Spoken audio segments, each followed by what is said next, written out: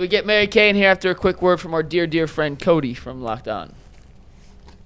I'm Cody Rourke from Locked On Broncos, and this episode is brought to you by Peloton. Peloton is shaping the future of fitness with the brand new Peloton Cross-Training Tread Plus, powered by Peloton IQ. This is Peloton's most advanced equipment yet, giving you real-time guidance and endless ways to move, whether you're running, lifting, or you're cross-training with your favorite instructors like Alex Toussaint. It's training reimagined to make your workout more personal. Peloton is built for breakthroughs with features that help you plan, stay motivated, and hit peak performance. You can let yourself run, lift, flex, and go while Peloton handles all the rest. Plus, Peloton IQ provides real-time strength coaching, tracking your progress and suggesting weights that challenge you so you can get stronger. Plus, the new movement tracking camera, it counts your reps and corrects your form in real time, making sure every rep is safer and smarter. So let yourself run, lift, flex, push, and go. Explore the new Peloton Cross-Training Tread Plus at onepeloton.com. Thanks, Cody. And with that, we welcome in Mary Kay Cabot to the show. How you doing, Mary Kay? I'm doing great, guys. How you doing? We're good, Mary Kay. Yesterday, Kevin Stefanski, it was funny because you were first up to ask a question, and I sensed you were a little surprised that Kevin gave you the answer without having to ask the question about who's going to start. Yeah, I was really ready with my question there, and so I had to pivot because I wasn't sure that. Now, sometimes he'll do that on a Wednesday, but on a Monday, I didn't think he would come right out and announce him as the starter. So, I guess I should have been ready for that, but that was okay. And obviously, it's the right decision. It was the no-brainer. There's no way that you could not start him in this game. He has so much to build on. I thought he did a really nice job with pushing the ball downfield. And there were a couple of other things I noticed about him that I thought were really good. Number one, I thought he stood in there against the rush. He did a really nice job of not only evading the rush, but when it was coming at him and he was about to get drilled, he didn't care. He was going to get that ball off and worry about the hit later. And I think that shows something for a rookie quarterback. And then just his poise in terms of just the whole operation, I thought was really good. Now, it's not always going to be as easy as it is going to be against a 2-9 football team. But again, there were plenty of things to build on, and moving forward is the right thing to do. Yep. Mary Kay, I know that one of the questions asked was, is Shedeur going to be the starter for the remainder of the season? And he said that he's just focused on this week. Do you think we'll see Dillon Gabriel again, or do you think it should be Shedeur for the rest of the year? Yeah, I asked that question because I think it's important to note what's going on here. Is just a week-to-week thing, or is Shedeur the guy for the foreseeable future? And Kevin basically said, I'm only focusing on this week. So I think that's important to note. In terms of what I think should happen, I think Shedeur should go out there and seize the moment every single week and not let them take him out of the lineup. I think it's a good idea to see as much of him as you possibly can, to see if he can change your mind about drafting a quarterback in the first round of the 2026 draft. But he's got to go out and do it week after week and prove that he's the guy and that they don't need to see more of Dillon Gabriel. So I think that's his charge for right now.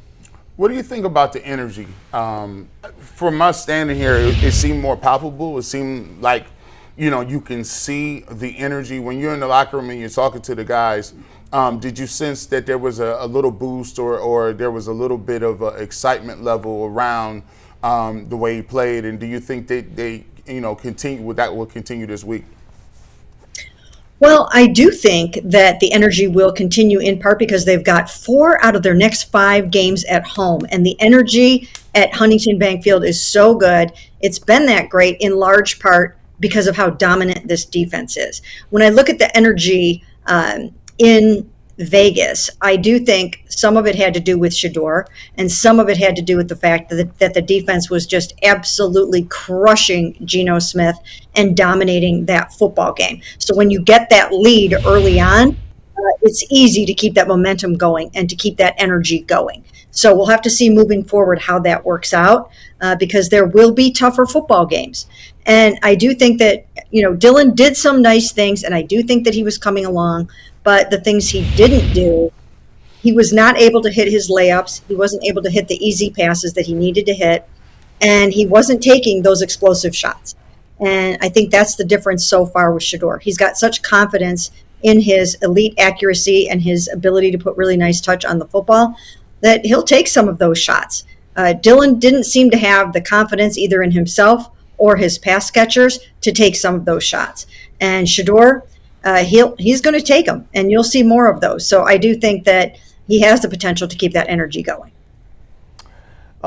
Mary Kay, when it comes to Shedeur in the red zone, do you think they'll continue to do the Quinshon thing like the rest of the year, or will teams catch on to that? Well, they will catch on to that to a degree. So you're going to have to mix it up somewhat, but keep it going as long as it's working, right? I mean, Robert Saleh is going to be ready for that this weekend. He is one of the best defensive coordinators in the NFL, and he's absolutely going to be ready for the Wildcat on the goal line. There's no question about it. But as long as it continues to work, keep using it. If they start stopping it, then you're going to have to do some other things. But right now it's been very, very effective. Mary Kay, let's go to the defensive side of the ball. Obviously, the defense is playing great. Myles Garrett playing great. I mean, just across the board, how many Pro Bowlers do you think they might end up with? That's a good question. I think Malik Collins is absolutely playing at a Pro Bowl level, and if we start mentioning him enough, he'll get there. I think Carson Schlesinger is a Pro Bowler and an All-Pro this year, as well as NFL Defensive Rookie of the Year. Myles Garrett obviously is a Pro Bowler. Maybe Denzel, maybe Mason Graham this year if he continues to play like he's playing right now. So I think there are a number of guys, and especially I think you're going to have some really great postseason accolades for Myles and for Carson. Rick, I want to ask you about Isaiah McGuire. I know that they just signed Alex Wright, obviously, last week to that big contract extension.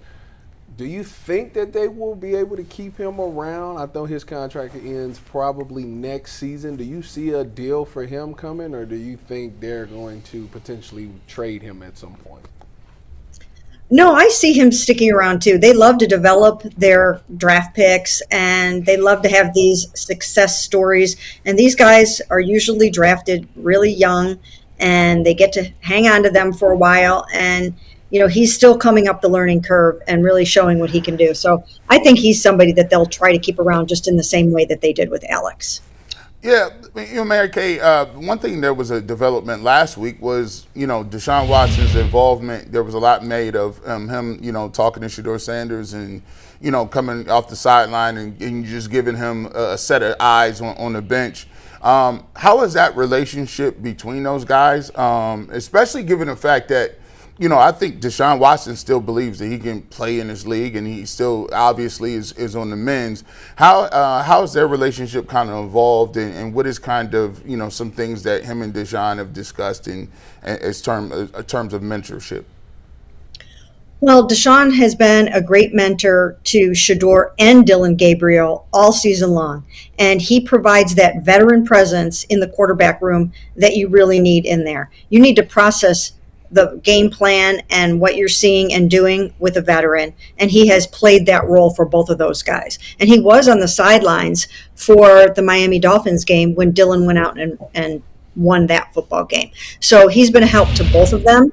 And I do believe, though, that he and Shedeur have probably gotten pretty close. And I do see them occasionally talking to each other in the locker room and whatnot. But pretty much the same thing with Dillon, too. It's a very tight-knit quarterback room.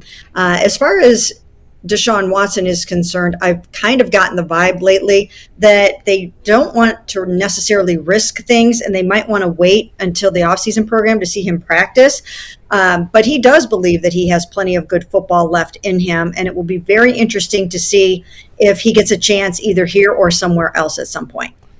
Mary Kay, we had Ross Tucker on earlier, and you know, he was lauding Andrew Berry for this draft, deservedly so. Now, to me, it seemed like a no-brainer to fire Andrew Berry before this year. You could argue that maybe this draft saves his Browns career because his drafts before this were pretty terrible. But obviously, outside of Dylan Gabriel, and we obviously still got to see more from Shedeur Sanders, but the rest of the draft looks like hit after hit, and in some cases, big hits. Do you think it's possible this draft saved his job?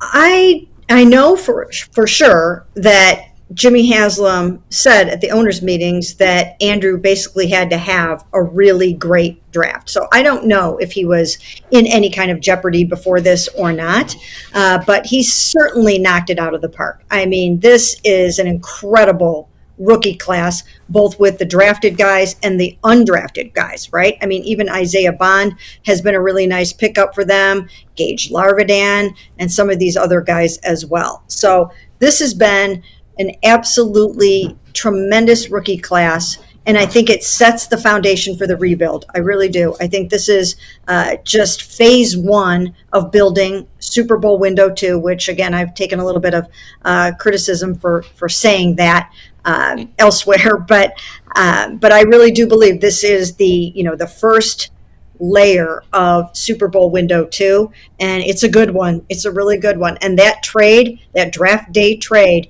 is shaping up to be really, really incredible. And there's no way Andrew Garrett is losing his job after this draft class. And anybody, even just within recent weeks, I had heard people saying that both Andrew and Kevin should be wiped out. And I just don't agree with that at all. I think what we're seeing here is the start of something big.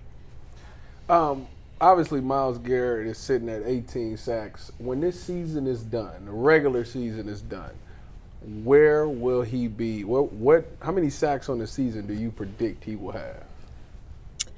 Well, it's a great question. He's on pace for 27 right now, and that would be pretty incredible. And he's got a couple of games coming up where he can have another 3-4 sacks. I mean, the Titans, he might be able to get 4 there. So, I think he might get close to his 27 with the way that he's on such a tear.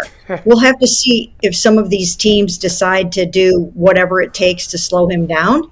But with the strength across that defensive line, it's going to be hard because, you can't double team everybody. You can't chip everybody. So I think he's going to get close to the 27 that he's on pace to get. Damn. If he gets 27, man, like, why? They've been telling me he can't possibly be the MVP. I said, Zero bro, chance. I said, man, if you got 30 sacks, that's 30. This is not Madden, man. Dustin, that's Not Madden. winning a defensive player is not winning 30 MVP on a 5-win team. 30 sacks? Him some fades. Guys, Like they did JJ Gee, if the Watt. sacks mattered, they wouldn't have 3 wins. It's It's a value award. It's one They stat at better the start end. It's lining great. him up on the goal line and throwing. There's his zero fades. chance he's winning MVP. Doesn't matter. He could have 35 sacks. Doesn't matter. That's crazy. to me. 30 I mean, sacks they is probably don't have any wins without him. None. Right, but That's you're valuable. not going to be. First of all, defensive players don't win MVP. Period. Let alone on a bad team. That's no knock at Myles 30 Garrett. That's just the way it is. I'm gonna If he let. gets 30 Thank you, Mary sacks, Kay. I know. I'm gonna let Mary Kay. I'm gonna let the Hall of Famer answer. Go ahead. Here we go, Mary 30 Kay. sacks. Go, you think? ridiculous. Go ahead. As far as NFL MVP for Myles, it's Yeah. too bad that this incredible defensive performance and his performance is going for naught this year because he should be challenging for NFL MVP. And I don't think they will give it to him because obviously the Browns aren't winning. But he'll get NFL Defensive Player of the Year. There's no way they can keep him from getting that. But yeah, I doubt that he would get the MVP award in a year that they're not going anywhere. Yeah. Thank you, Mary Kay. We appreciate it. Thank you, Appreciate Gary. it. Sounds good.